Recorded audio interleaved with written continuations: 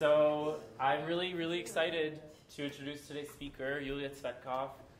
She is actually formerly one of LTI students. She did her PhD here, and then I was going to say that she did a postdoc at Stanford, and then she came back here to be faculty for a bit, but then she went on to greener pastures and is now an associate professor, literally greener and rainier pastures at the University of Washington in Seattle, which is really awesome. She is a very accomplished and impressive researcher. Her research spans kind of like human-facing applications of NLP, but also very strong methodological improvements, which is really cool to see. I'm very excited to have you here. So, Thank you. yeah. Thank you. Hi, good to be here. Yeah, I'm very excited. So many faces that I actually know, even people that I remember took my class, 711 or ethics, or TAs from ethics. Yeah, awesome. So good, and collaborators, of course. Yeah, good to see you all. And actually, this is a slide. My talk title is LLMs under the microscope. It's kind of a weird name, but in 5 slides it will be clear why I called it this way. So the first slide is actually how I started. I used to start the 711 when we co-taught it with Emma and Bob. What is NLP about? So it's about communication with machines. So when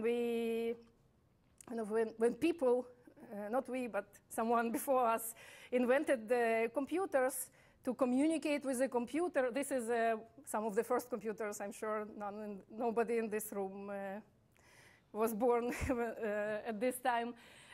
So basically, you had to punch the card. So to communicate with a computer, you had to understand all the internals of the machine and really speak in its language. And later, kind of more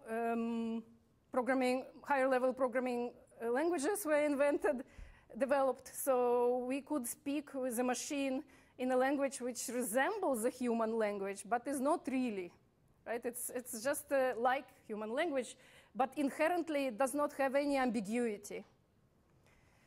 So something like 5 years ago, when I was teaching this course, and it felt like the state-of-the-art advanced NLP, which is different today. We were thinking that now to communicate with a machine, you can communicate in your own language, and you need the machine not only to understand your language, but also to understand something about you as a user.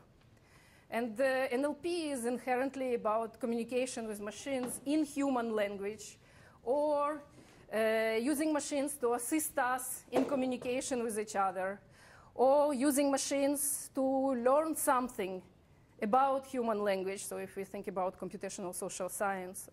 But in any case, NLP, like people are always part in this loop. And this is something that we often miss. It's not only about language and machines, there is also people. So that slide is quite outdated now. At the time, we had kind of different model for different tasks. We would have a model for dialogue and a model for machine translation and a model for summarization. And now we are shifting to this new great world of generative AI, when a single model, an LLM, can solve those tasks and many other tasks, whatever you can come up with. And it seems they understand our language much better. So I don't need to explain what an LLM is, but this talk is kind of for also other places that I am visiting in April. And this technology behind the LLMs is conceptually actually very simple, right? We just predict the next word. So it's essentially a next word predictor, and the probability of generating the next word given a sequence of words. And conceptually it's simple, but in practice we know that to engineer a really powerful, a good model is really hard. And a lot of people assume, make this assumption that scaling is the key. So based on this assumption, if we build bigger and stronger models with more and more data, they would perform better. And indeed, kind of when we look at recent benchmarks and successes, we have this impression. And suddenly, what happened is not only like the field shifted, but also suddenly NLP, from being a very kind of small community, a local field like of people who care about language and much, much smaller than computer vision or just general ML, general audience learns about our field and understands what language models are. And it's becoming a primary field of AI. And in many ways, NLP is AI. Solving human communication, human language, understanding it in depth is meaning to be like building something like an intelligence. So because suddenly our field is kind of jumping outside of its own boundaries, we, faculty, get invited to various panels. And in these panels, for general audience, they ask us, what do you compare to invention of language models? Is it like a great invention in humanity? Is it like a printing press that gave access to information? Or is it like an internet that democratized information and kind of facilitates human communications and kind of advances all kinds of areas? So this is my analogy. I'm thinking about it as an invention of a microscope. So in a way, it's a relatively, conceptually, a very simple tool, like a tube, and you put a glass into it. In practice, building a really sophisticated, good microscope is really, really hard. And it is just a tool, but with the invention of this tool, it transformed many sciences. It basically, if before that people were thinking that the diseases come from, I don't know, bad spirit, suddenly they were able to see microbes, right? So microscope advanced material science and physics and chemistry and microelectronics and biology. So it makes like this huge impact, being just a tool that helps us see the world in a different way. So I do think that kind of the advancement of LLMs creates a really useful tool, and which has a potential to make an impact a lot outside of our own field. For example, we can advance science. So basically, we can use LLMs to do scientific discoveries by reading all of the human language about kind of literature, scientific literature, and proposing new hypotheses. We can advance education by building LLMs that are super personalized to you and know exactly what you know and what you don't know and help you learn things much better. It will transform job markets. It will kind of improve medical care and so many more. And then going back to the microscope analogy. So imagine your microscope works really, really well only for people with blue eyes. Or works well only for people from Western cultures. Or it works well only for speakers of English. So we can see how, like with this great advancement of LLMs, there are such a huge gaps that we wouldn't think about the other like basic technology that assists the world and advancing the world. And there are so many different studies and blind spots of LLMs in terms of kind of issues with reliability and factuality, biases, and fairness in their generation, and how they work on some dialects of the same language but don't work for others, and for the long tail of languages, and the privacy issues, and the explainability issues, and many, many more. So we have job security for many years ahead because things are not very solved well yet. So, thinking about this scope of research, and there were a lot of individual papers. We saw a lot of papers that highlighted the risks of language models. And we realized there are kind of not too many papers that surveys that aggregates actually practical, actionable solutions and intervention strategies when they think about LLMs at scale. So this is a survey that we wrote in last year, 2023, which analyzed various mitigation strategies. And we were thinking about developing a model at various the stages of the development process, from data to model training to inference and to end users. So depending what access do you have to the model, and then there are various techniques of what kind of intervention strategies or what methods can you develop to improve modeling, basically to make that microscope work not only for people with blue eyes. And one thing that we realized that a lot of papers that focus on individual risks or papers that focus on intervention strategies, because the field is so big, they're very localized. Like there is a lot of focus, for example, on this, or a lot of focus on what do we do, what risks are at inference time, or what risks are in my data in terms of the biases. And then we realized that because for example, if we want to focus only on data, and then we would define a stereotype data set, like a stereo set, and then would evaluate how it affects the embeddings of the model. It feels that we are doing something very, very useful, but we also, and it is useful in some ways, but we realize that it's very difficult to build the whole end-to-end pipeline and analyze the impact of the problematic or some issues with the data and how later it affects the model and how later it affects the downstream performance. So this kind of end-to-end analysis was missing. So we tried to do a study on it, and this will be the first part of my talk, the end-to-end analysis of how biases in training data would propagate through various stages of the model and how would they actually affect the users. And in the second part of my talk is more traditional, focusing on one aspect, because when we think about intervention strategies, it's really, really hard to think about such a holistic space. So for the second part of my talk, I will be talking about when we identify biases and we understand their impact, one idea of how things can be improved, specifically using inference time algorithms. So this is my plan for this talk. The first part is detection and analysis of biases and the impact on users.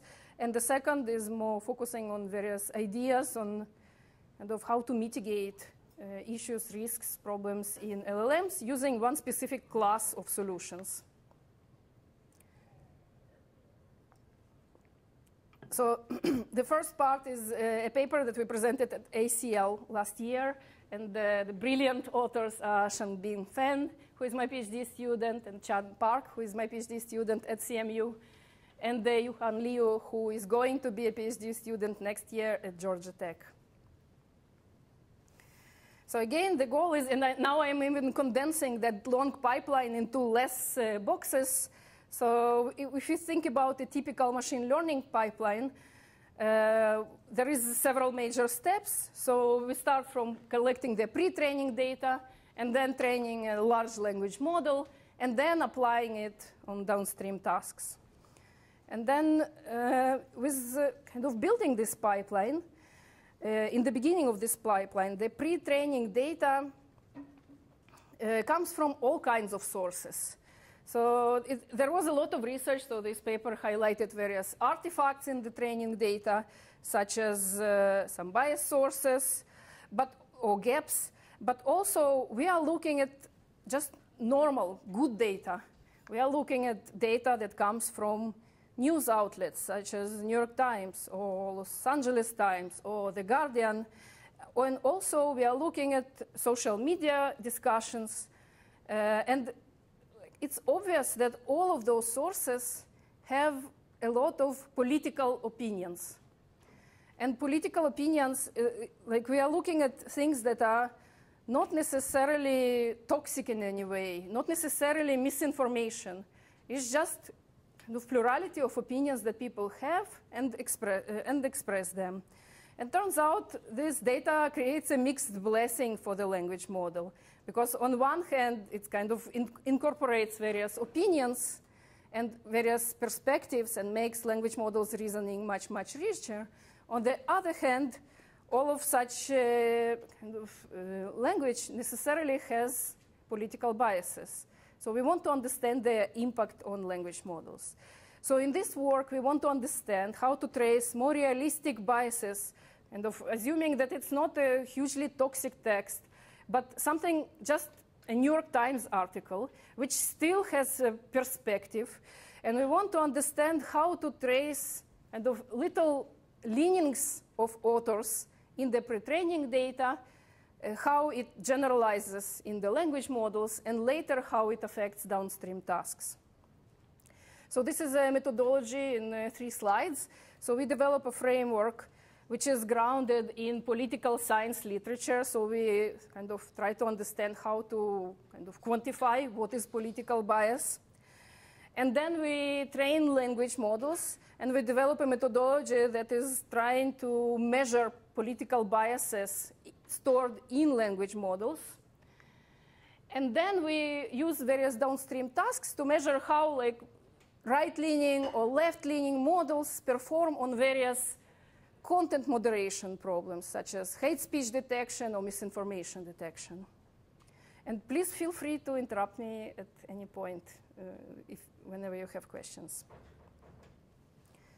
Okay, so I will describe each phase in more detail. So there is a large body of work in political science on how to evaluate political leanings of individuals. So our method is grounded in political spectrum theories that give a more nuanced perspective of what is political leaning rather than common left versus right leaning. So political spectrum assesses political leaning of an individual using a 2-dimensional space. So the social values are on the y-axis, so here, and they range from liberal to conservative. And the economic values are on the x-axis, and they range from left to right. So it's instead of just left to right, it's social values and economic values. So with LLMs, it becomes a little bit easier to take a questionnaire that is used to probe leanings of individual and carefully apply it to probe the leanings of the language model. It doesn't mean that language models have opinions or leanings. We are not trying to anthropomorphize them, but we are trying to see what kind of outputs, what leanings will be in the outputs that users will be exposed to. So in this work, we adopt this political compass text. Is a questionnaire of 62 political propositions. So an example is, I'd always support my country, whether it was right or wrong. Or abortion, when the woman's life is not threatened, should always be illegal. So there are various propositions, and depending on our own biases, social biases or economic biases, we might agree, disagree with these propositions, strongly agree, strongly disagree. So this is a political compass test. And after collecting, when we have this questionnaire, we would feed them into a language model. I will talk in a bit how. And then after we collect responses from language models, we can map the outputs into a 2-dimensional scale. Into this 2-dimensional scale, and can understand the way how we can understand where the leaning of a person is. We could understand what is the political bias of an LLM is. Okay, so what we do, we adapt this political compass framework to use with language model, and we use simple prompt engineering. We experiment with masked language models, like BERT family, and autoregressive language models, like GPT family, and to get models to answer political compass questions In masked language model, we would have this. So we would have statement, like the example that I presented before, and then I mask with this statement, and mask can be agree, disagree, strongly disagree. This is for masked LLMs. For autoaggressive LLMs is do you agree or disagree with this statement, and then we have a statement. Now, this is like a very, very simple setup that I describe. In practice, we had and basically after we have the output of an autoaggressive language model, we would use a stance detector to measure the responses and to understand how it maps to agree, strongly disagree. And by aggregating answers to all questions, we would get a number that would map language models into the political compass test. Now, this is like a basic setup. In practice, it was very involved engineering to extract kind of robust responses from language models. Some examples include that we had multiple paraphrases of the same question, and to look at consistency of LLMs. We looked at different kind of synonyms to agree or disagree. We also, language models tend to kind of answer yes more than no. Like if you ask, do you agree or not? So we rephrase the question to kind of control for this effect. So we took a lot of care on how to kind of this dodgy task, basically, to turn it in a relatively reliable kind of measure of whether we trust our measurements of leanings of language models.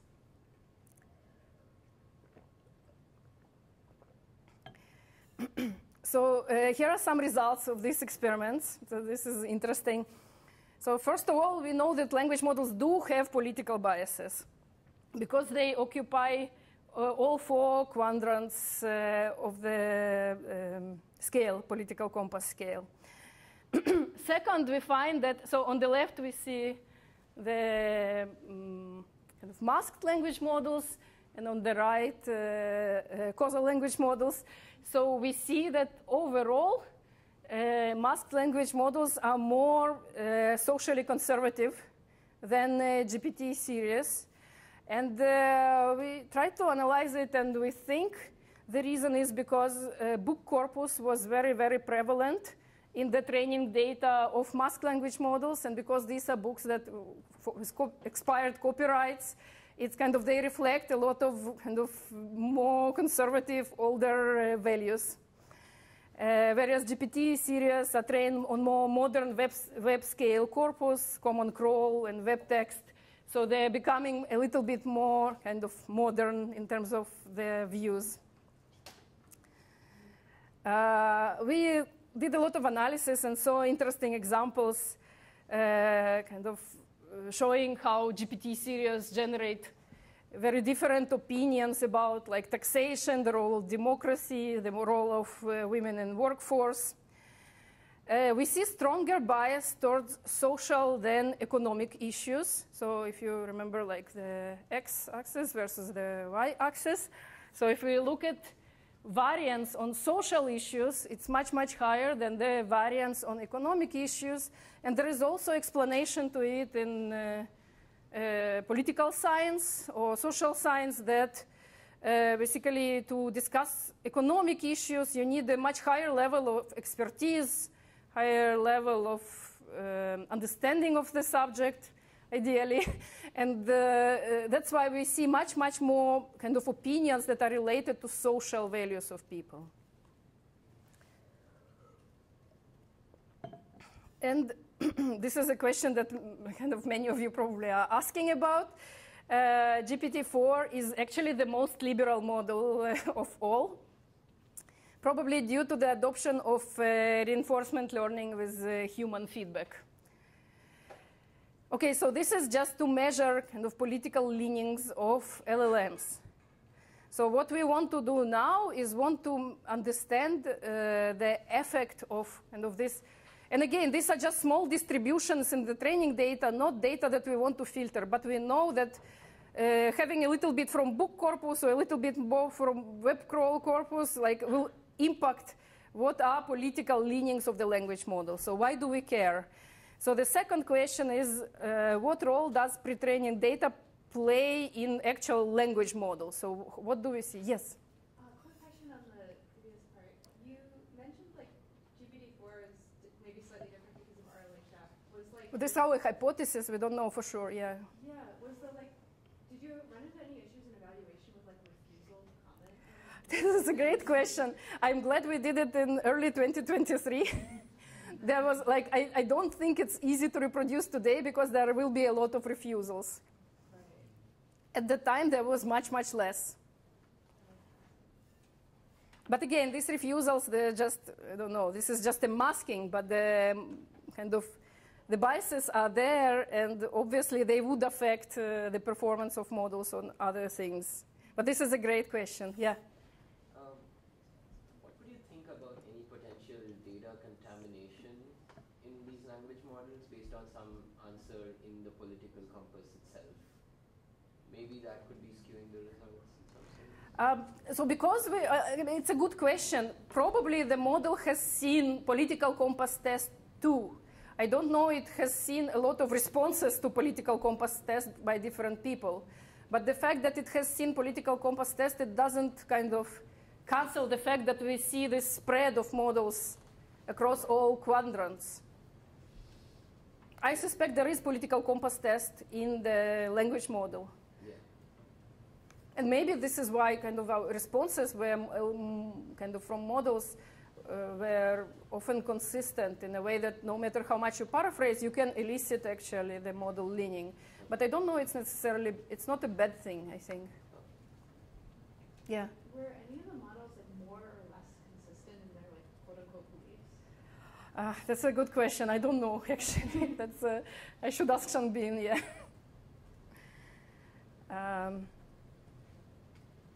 Yeah. Okay. Yes? So would you want the model to be like in the middle? Is that Oh, that's a great question. What do we actually want?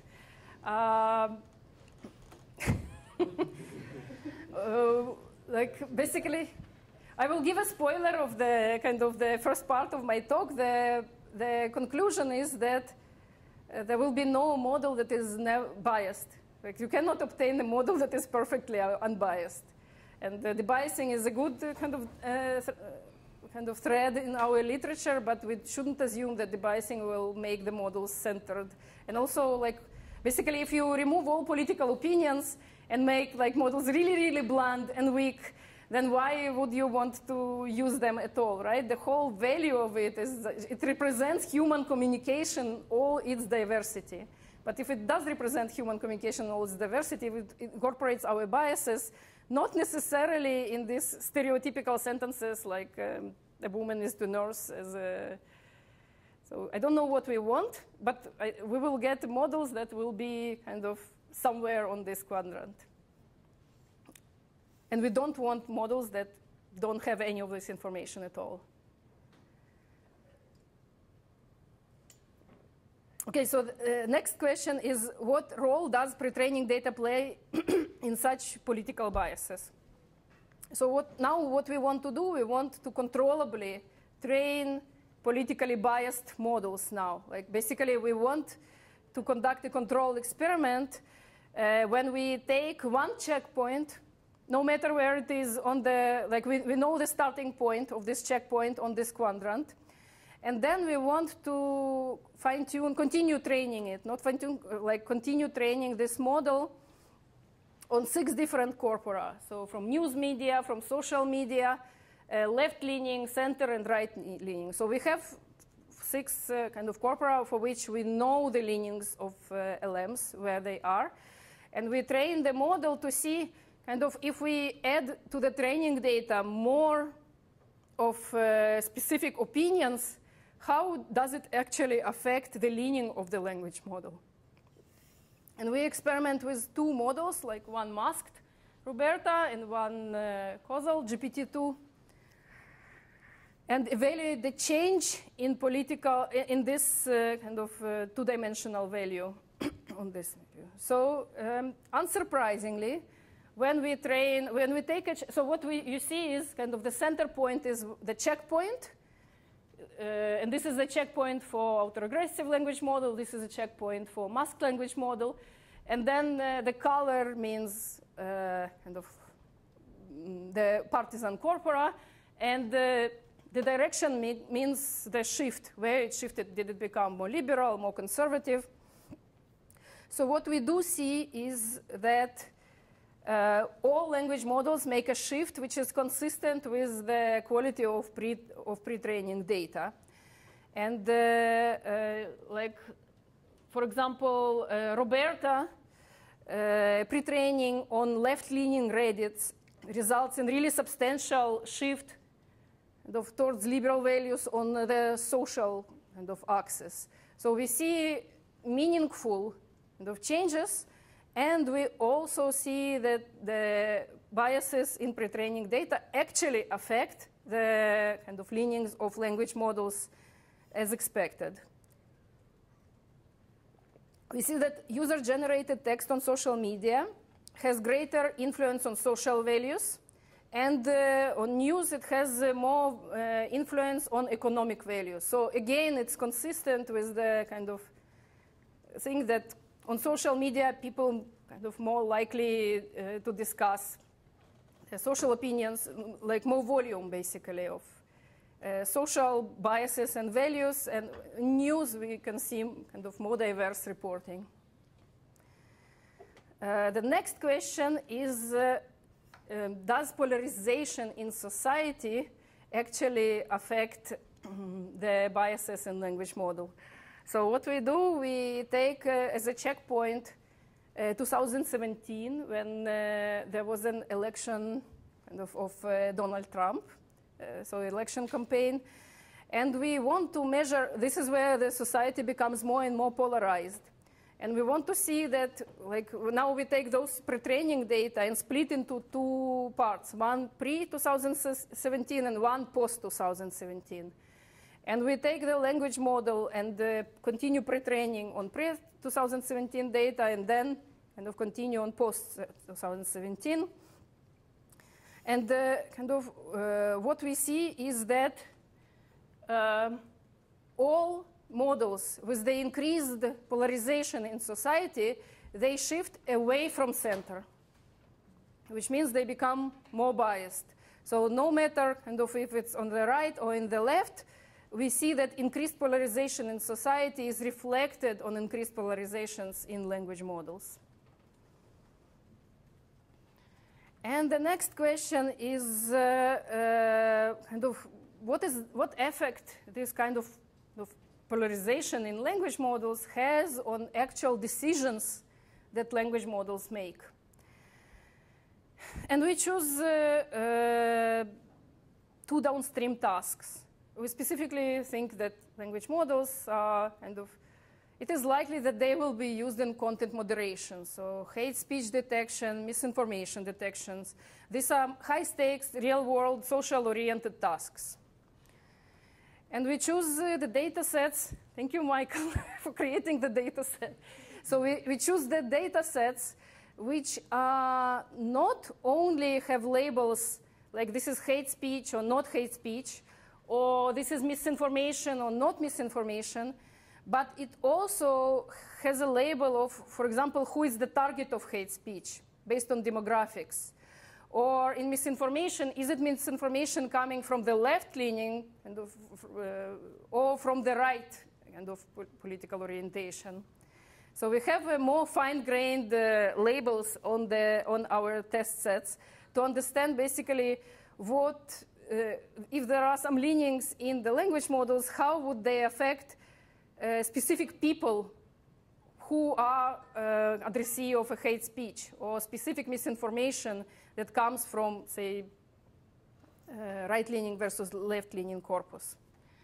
And again, we build the Roberta-based classifier. We fine-tune it on news left, news right, Reddit left, Reddit right.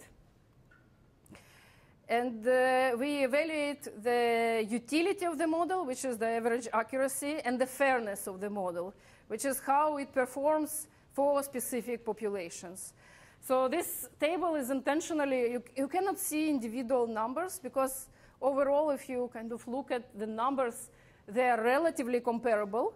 So we don't expect the big differences in utility of models. They're plus minus kind of couple percent every classifier. What we do see, so kind of you can see that the rows here, this is hate speech task. The rows are news left, Reddit left, news right, Reddit right. The columns here are populations that are targets of hate speech, so black, Muslim, LGBT+, Jewish, Asian, Latinx, women, Christian, men, white. We have kind of separation here, which kind of corresponds to, I don't know, a dominant class or kind of advantaged class, I don't know how to call it, and as the minority or disadvantaged class in the US context. And the colors correspond to the quality of the system ranking from best to worst. So orange is the best system in the set, and towards dark blue is the worst system. And what you want to see is the pattern, actually, not necessarily the numbers themselves. That when we look at hate speech against minorities, we see that the best performing systems, yellow and orange, are primarily located on the left leaning, for the models with left leaning kind of political orientation. And the pattern shifts mostly, like best models basically hate speech against Christian, men, and white. Detection comes from, best systems come from news and Reddit from the right-leaning models. And the other way around is the worst model. So you can see that kind of Reddit right is the very worst in terms of detecting hate speech against minorities or disadvantaged groups. Yeah. And we see a very similar pattern in misinformation detection. So it's the same kind of setup. The columns here corresponds to different outlets. So it's misinformation coming from New York Times, from CNN, from Fox, based on an annotated data set. And we see the pattern in which models usually are not very good at detecting misinformation from their own leaning, but are very good at detecting misinformation from the opposite leaning. So we saw a lot of such examples in qualitative analysis. When Bernie Sanders, there is some misinformation that involves Bernie Sanders, so the gold label would be yes. The left-leaning models would say, no, it's not misinformation, it's correct. And the right-leaning models would correctly detect it as misinformation. And we see entirely opposite patterns for example, the misinformation that involves Trump. In this case, left-leaning models will be really vigilant to, sensitive to misinformation, and right-leaning models would make mistakes. So it's really interesting because the utility is similar, but models are making very, very different types of mistakes. So if we are kind of oblivious, we don't understand what's going on. Imagine kind of a right-leaning language model fine-tuned on hate speech and misinformation, deployed on Twitter. It would turn blind eye to very specific populations of people.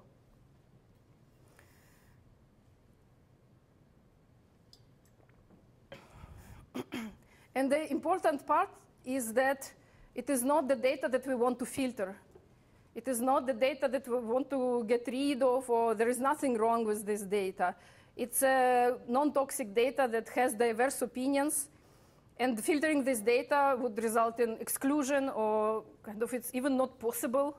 It's really not possible to debias models. So there is so much research on kind of debiasing, but it's really the models will always be biased. Yes?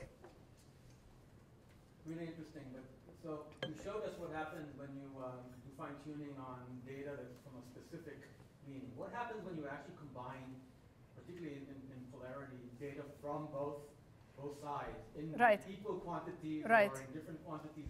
Do the models just get more confused? For example, on the detection thing, do they all get better at detecting misinformation, or do they all get worse if they have conflicting? So the thing is, the results that I show, it's not models that are trained only on right leaning. It's models that are trained on different leaning, but the balances, we intentionally shift the balance a little bit in different, in the continued training stage. And if you cannot create a corpus that is really, really balanced. You cannot label every sentence on all dimensions of possible leanings and social biases or economic biases. It's just language is much more complicated, and like pragmatics behind these sentences is much more complicated. So it's like a very simplistic experiment. In practice, there are more different biases, and there is no way to balance the training data. Yeah.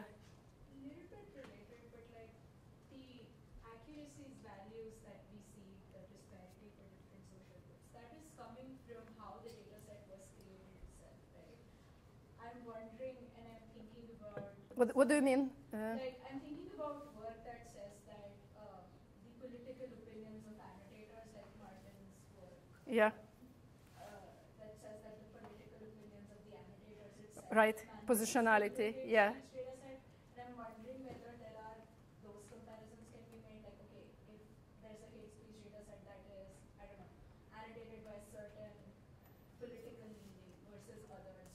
Yeah, that's a great question, Martin. Follow up work for you. We can collaborate. I mean, that's a great question. I don't know the answer, obviously. I'm pretty sure, like based on all of Martin's, like much of Martin's previous work, also with racial bias and hate speech detection, and there are so much biases coming from annotators. But I don't know if. Because Michael constructed the data set, maybe it's entirely. Yeah, the data set's like samples from a bunch of other data sets. So it's actually, there's a lot of different annotators kind of like throughout. So, but I think they do contain, I think you're right that like these sorts of, the annotators would have an influence here. Yeah, there is a question there. So you observe that if you train models on like specific sources, it changes the way they perform on like hate speech detection or misinformation detection. Yeah. Did you go back and reevaluate like the models you tested on the quiz, like political spectrum quiz initially, and to see if like a model like GPT-4, which is like more performant across the board, retains its leanings on performance on a task like this? Yeah, it would be very hard to do this experiment with GPT-4, like continued training, and like we couldn't do it. Not with continued training, just GPT-4 for the task of misinformation detection or hate speech detection.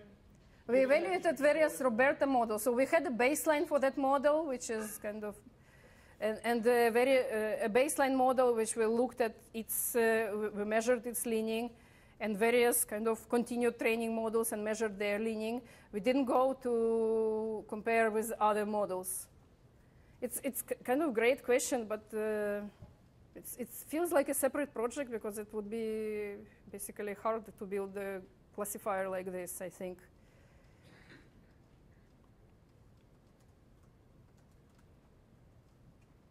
I'm going back to the, okay, so I don't have much time. I have a second part of my talk, but I'm okay to go fast or skip part of it. I want to cover at least one paper from it. So kind of just a position here that important implication that no language model can be entirely free from biases. So we can give up on our kind of dream to debias models. But we don't have to give up on our dreams to make this microscope work well, or for people with all kinds of eyes, not only with blue eyes. It's just a little bit different, probably, direction that we can take.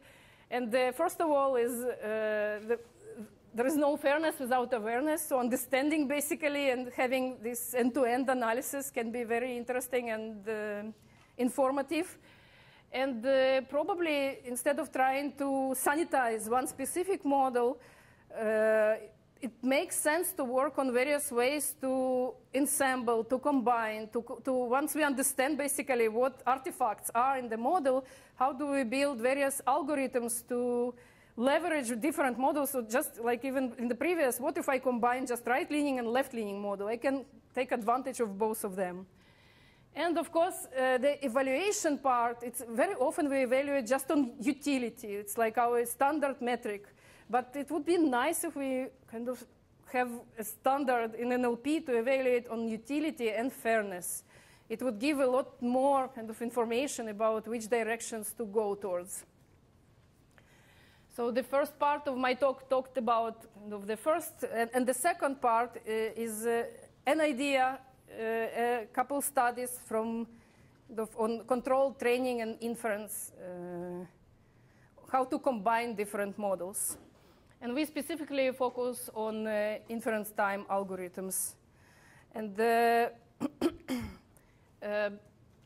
in the last 7 minutes, I will try to cover this one study, which is, the idea is that we have a one base model, and we want to train various specialized models, for example, a right-leaning model, a left-leaning model, and figure out conceptually how to plug in smaller models into a large model to mitigate biases or to mitigate knowledge gaps. If you think about this kind of setup, for example, we finished training a model until 2022, but then we want to ask questions about what happened in 2024. What kind of existing approaches exist? What kind of existing approaches are? A lot of existing work focuses on retrieval. So how can we kind of use things like RAG, or how can we search for relevant information and then add it to the language model in the form of prompt. A different line of research focuses on generation.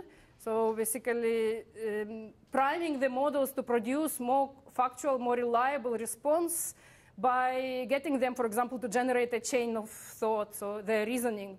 It wouldn't handle the knowledge gaps, but it could handle, for example, various factuality issues. There was a lot of research showing that kind of the way we prompt the model can make them generate better. And like just an anecdote, although we don't have time, just recently I heard that if you add to your prompt, I'll give you $10 to generate more reliable response, it would do better.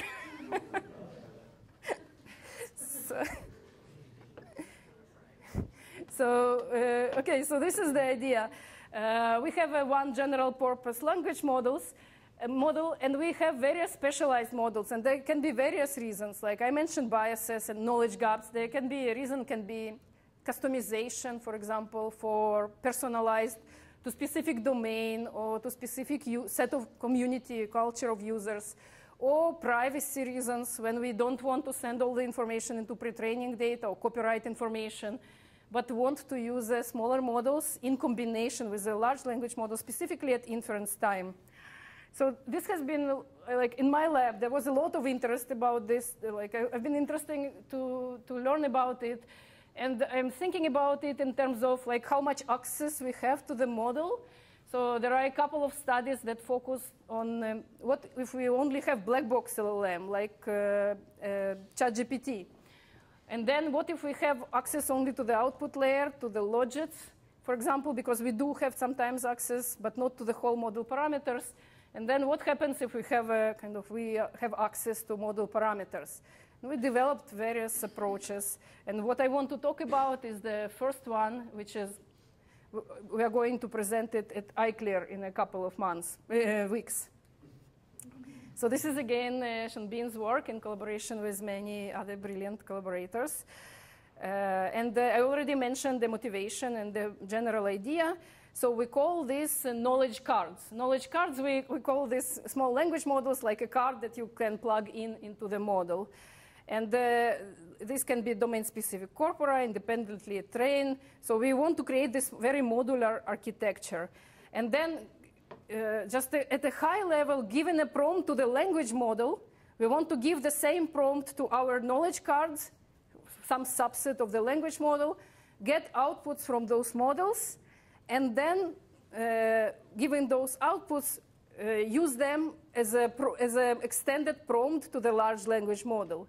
So if you think about the retrieval approach, there can be risks of too much knowledge or too sparse knowledge or imbalance. So we want to have, instead of raw data, we want to have it stored in model parameters that analyze and aggregate the data better. So this is a comparison to retrieval approaches. And in terms of the generation approaches, some tasks cannot be handled with generation approaches, like knowledge cards. So kind of it's a shift from retrieval-based methods, which just search in the data, to first create, kind of learn different models from the data, and then prompt those models, but they are less reliable. So how do we kind of aggregate this information as an extended, improved prompt to the LLM? So what we have is various filters for outputs of different smaller language models. We have the relevance filter. At the time, it sounded selectors a better word, but now I realize we should have called them filters.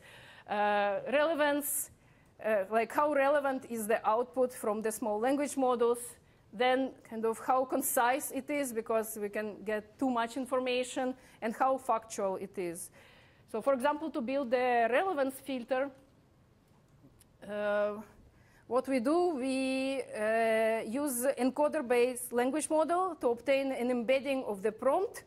And then we obtain the embedding of the output of the language model, kind of that output from the prompt.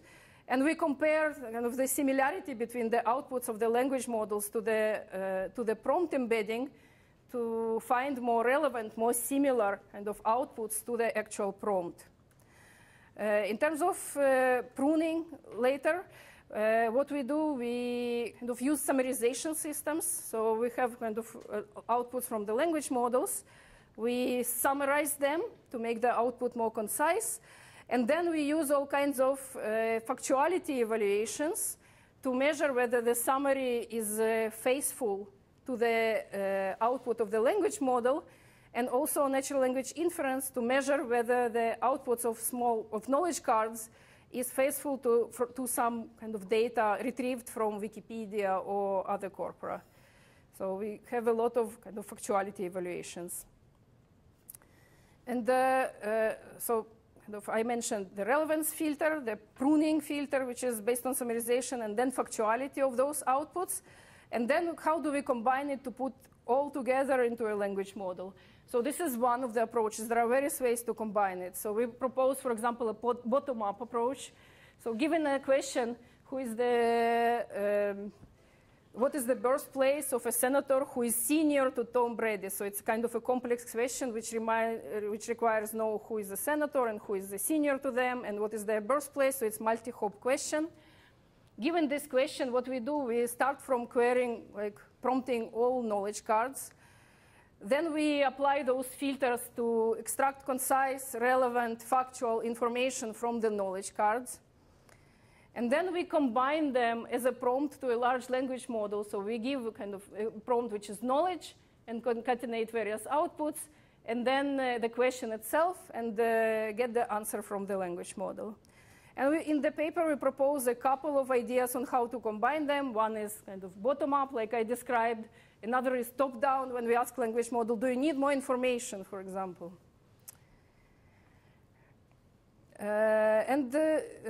We evaluate it on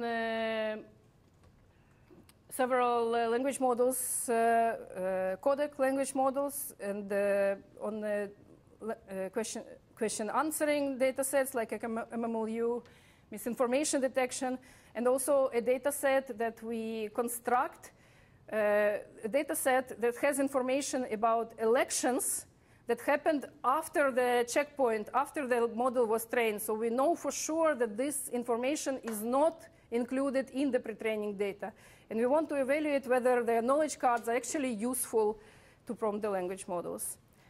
And what time is it? Okay. We have a few more minutes. So, yeah, so I'll try to finish within 5 minutes.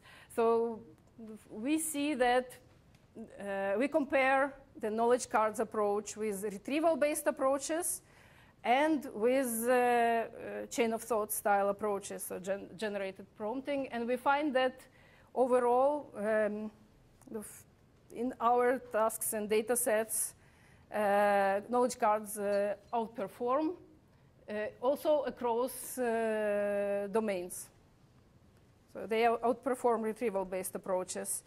And for the data set of midterm QA, so when we know essentially that there is a knowledge gap in the LLM, and we plug language models that are trained on relevant data, just on news data from that timestamp until now, we see these huge differences, actually, because this is exactly where we expect LLMs to be non-factual. They don't have this information.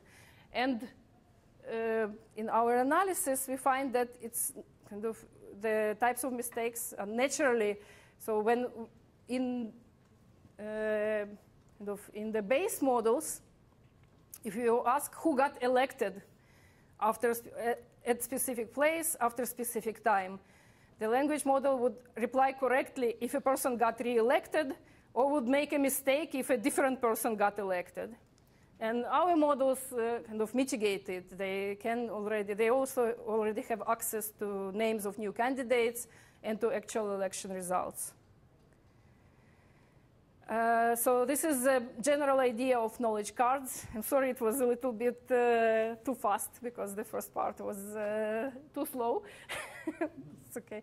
And another kind of this study inspired a follow-up study that I will not talk about, but I'm really excited about it, is basically for this setup, and also for like top-down approaches, like when we ask a model, do you need more information? There is this important question of how does a model know what it knows, what it doesn't know? And it's basically a calibration question, confidence estimation. So we did a really thorough study across all possible, many possible ways to calibrate language models and to analyze when the language model should abstain from answering question. So what we are saying is that rather than always answering, and answer is sometimes correct and sometimes incorrect, maybe there should be an internal mechanism that should prompt, the model should kind of prompt itself or get information about its own calibration or knowledge. And if there's not enough confidence or information, the language model should abstain from answering. And I will skip all other approaches.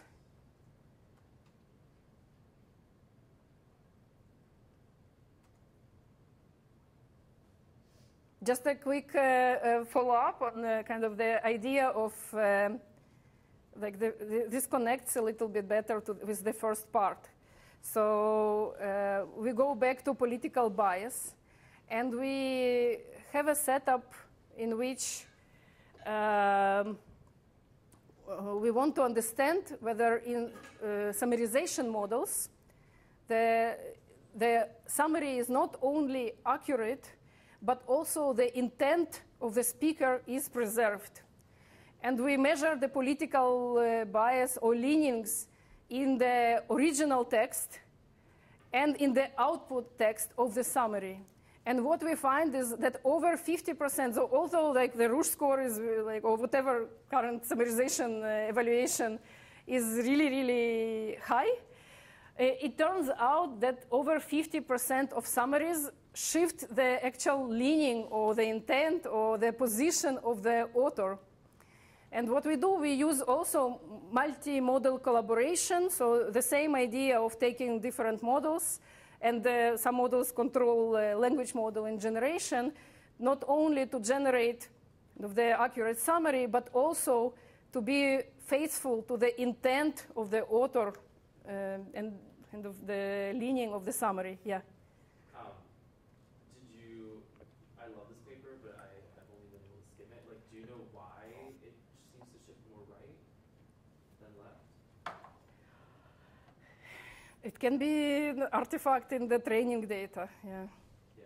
So like of them, kind of in the model, yeah. The LLMs is yeah. more right-leaning?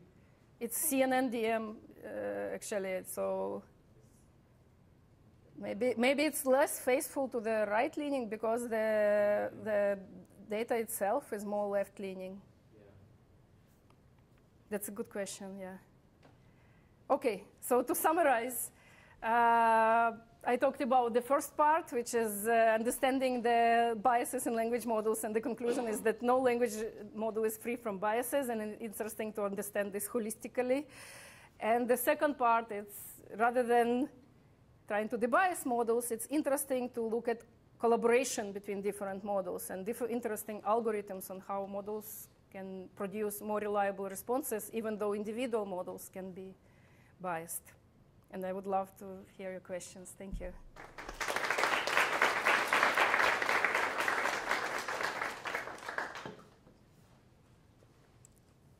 Although there were many questions already through the talk, so no pressure.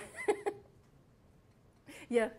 For the last paper you presented about, how did you extract leanings from summaries?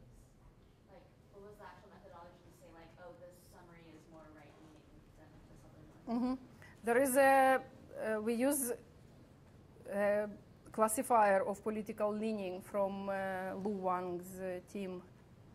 So there was it was not the conceptual idea of the paper is to measure intent of the author and intent, but intent is really, really hard to quantify. So we used only one dimension, which is political leaning, for which we have classifiers. And I guess from the summaries that were classified to be more right or left leaning, are there salient, just from qualitatively looking at the data, what were some salient features that you could see as distinguishing linguistic features between the two sets? That's a great question, yeah. Maybe the summarizing, the leaning that you get from the classification model is maybe picking up more on linguistic features as opposed to maybe actual political or intent stances. Yeah, so political stance, I think it's kind of manifested in words that are not necessarily related to, so there are some linguistic features there which can be useful. We didn't look at those. It can be interesting. But that's a good question. Thank you. Yeah. I think you might have hinted at this a little bit earlier, but is there any evidence that summarization will, summarizing with large language models will take the perspective a little closer to the mean, regardless of where you start? If it starts super left-leaning, will it shift it to the right? Shifts away. If it starts right-leaning, will it shift to the right? Yeah, that's a really interesting question. So the way, yeah. So I think the way kind of biases and biased model decisions work is that when you have less confidence, it would shift towards the majority class. So I suspect this is what happened here. It was an artifact of that classifier and that model and shifted towards the leaning of the classifier. So it's not necessarily kind of the insights are interesting, but I feel like it's more interesting on how to build it and how to actually incorporate different leanings and how to kind of figure out how to make it shift in a way that is faithful to the original text, because we don't know what is right and what is wrong there. And the question about what are linguistic features that reflect political leaning is an interesting question, but yeah, I don't have an answer. Yeah, Aditya. Question about the knowledge card for category. Yeah. So you mentioned that you train OPT 1.3 billion across all the domains. In case I have a more capable model on a particular domain, do you think combining different sized models for different domains would that work?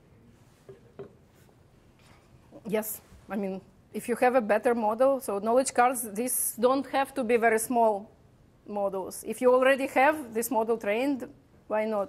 Here the idea is that it's very expensive to train one big general model, but it can be much cheaper to train 1 billion model, like much smaller model, and also on specific domain. But if you already have a larger model, and kind of, why not? Yes?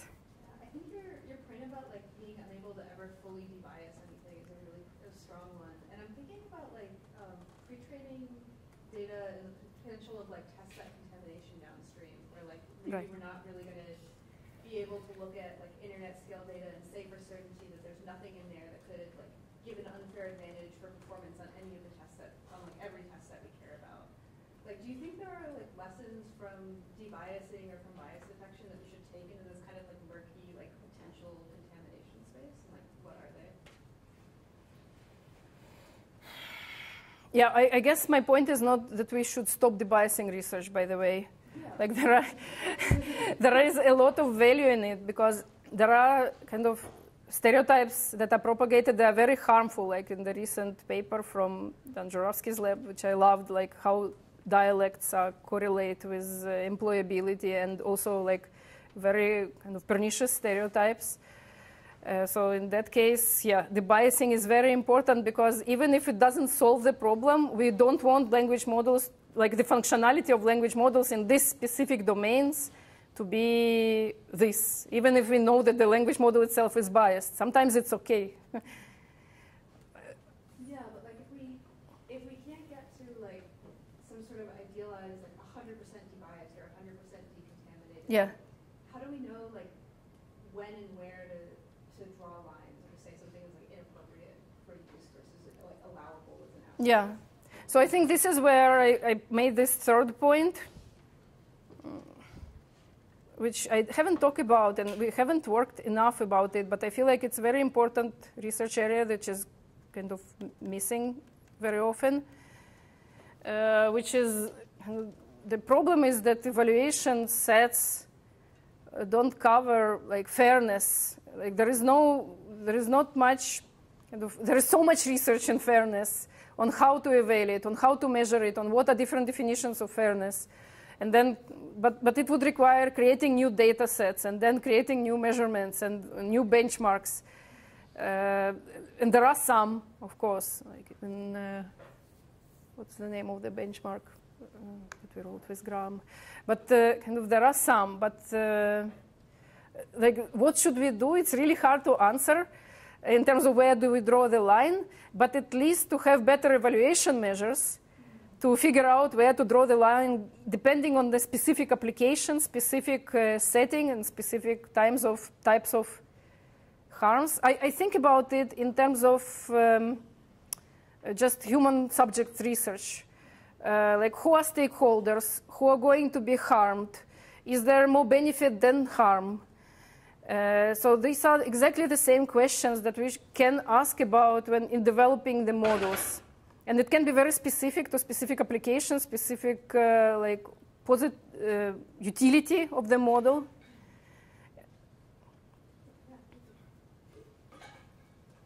Yes, Michael or Ritam, yeah. Have you looked at any political meanings like for outside of English LLMs? Or do you have ideas about We that? don't have work on it right now. What we kind of looking at is dialects of English now, which is interesting, and there are data sets of it. It's some of the ongoing work, but I don't have currently results or any interesting insights about it. Of course, it's very interesting. I also think that, again, for what I mentioned, that when models are weaker, it means that biases are stronger, because models would kind of defer to the majority class. So I suspect that in lower performing models and models outside of English, kind of these artifacts would be stronger. Ritam. Yeah, I have a question on the knowledge harms. Yeah. You mentioned that you train like individual smaller models on specific domains. Yeah. But during evaluation, did you use all of those smaller models, or did you specifically choose one or two of them that was catered to? Yeah, this is depending on the task. So, for example, in like in MMLU evaluation, you use models from a mix of various, not all, like not New York Times, but from various specific domains.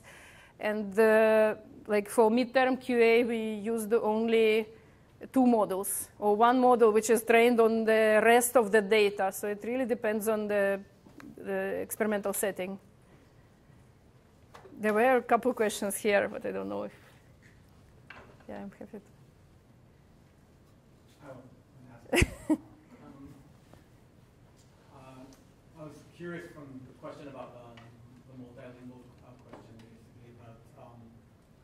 it'd be interesting to look at basically if these biases kind of are preserved in translation, actually, particularly when these models are doing. Oh yeah, like a summarization study, yeah. I assume you haven't looked at. We haven't looked at, but kind of based on our summarization results, it looks like there is a kind of, it's not necessarily preserving the intent or biases or leanings, or so it's interesting to look, yeah. Yeah. There's some recent work on attribution and confidence in LLMs, right? So if you push them to find attribution for their claims, ironically they become more confident rather than less confident. Mm-hmm.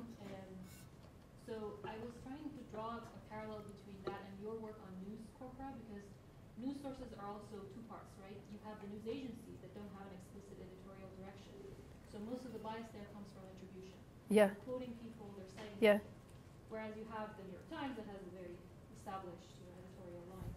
So I don't know if you've looked at this, but do you suspect there would be a difference in the way LLMs learn these political biases, especially how confident they are with regards to the calibration piece, if they were trained on these two different aspects of news?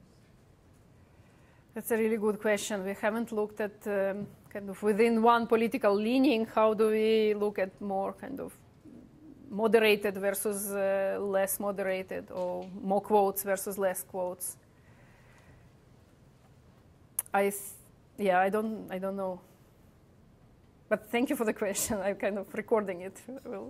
We'll get back to it. Yeah. So I was reading your proxy tuning paper. So if I remember correctly, the method was basically to safety tune a model. You basically add some like biases to the logics of a large model that's derived from a small fine-tuned model. So I think this basically, if you just flip this around, instead of adding that difference, you subtract it from the base model, it basically breaks the safety of that model. So I think this idea applies to a lot of the debiasing or alignment type of work, where the same technique that's used to reduce biases or political leanings can be used to reinforce biases or political leanings. So I guess my question is are there ever going to be methods that go one way and not the other way? Or is it just fundamentally impossible? That's hard questions.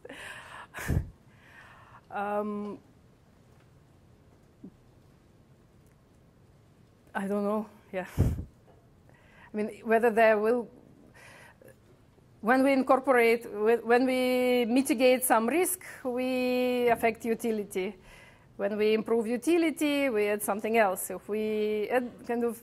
But I guess the question is... Maybe I misunderstood the question, but if the question is will there ever be methods that will be perfectly kind of balanced and will reduce this competition, maybe there will be. It's a slightly different question. So Okay. The exact question, the exact methods that you use to, say, reduce biases can be used to reinforce biases. Right. I see. So, are there ever going to be methods that go one way and not the other way? Oh, I see. I don't believe there will be ever methods because the tools that we develop have dual use.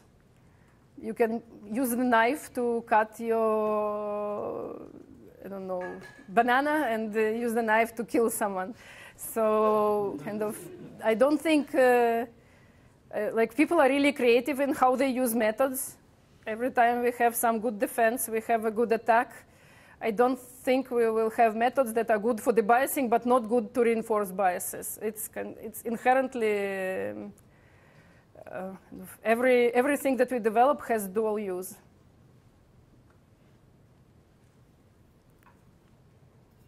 Thank you so much. Yeah. It was awesome. Thank you for so many questions.